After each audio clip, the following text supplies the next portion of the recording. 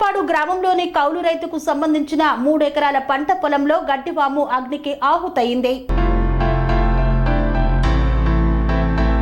కృష్ణా జిల్లా గన్నవరం నియోజకవర్గం ఉంగుటూరు మండలం నాగవరప్పాడు గ్రామంలో కౌలు రైతు చిన్ని సత్యనారాయణ పంట పొలాలలో 3 ఎకరాల గడ్డివాము అగ్నికి ఆహుతైంది.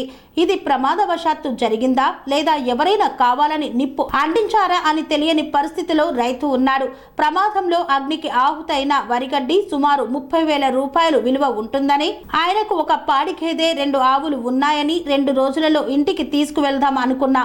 ఇంతలో ఈ ప్రమాదం సంభవించిందని రైతు వాపోయాడు.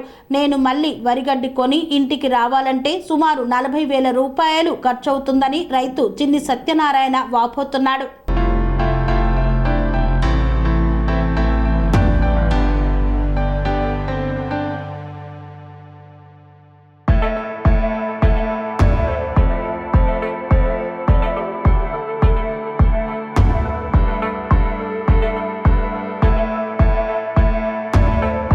సెరెనిటీ మోడల్ హై స్కూల్ విద్యార్థులకు అమ్మఒడి, సామాన్యులకు అందుబాటులో ఉన్న బడి సెరెనిటీ.